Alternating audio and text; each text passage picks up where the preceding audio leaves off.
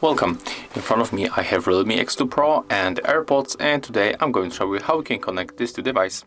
So at the first we have to open notification bar, click and hold the Bluetooth icon to enter the Bluetooth settings. Right now we have to grab charging case of our AirPods, open it, and then we have to click and hold this button to move them into the pairing mode. And when they are in the pairing mode, this indicator will be blinking on a white color. So let's click and hold this button. Right now release the key and tap on the Bluetooth switcher to turn it on.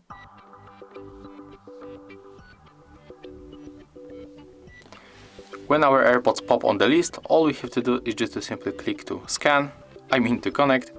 And as you can see, right now we are connected. So that's how we can connect AirPods to your Realme X2 Pro. Thank you guys for watching, leave thumbs ups, comments and subscribe to our channel. See ya!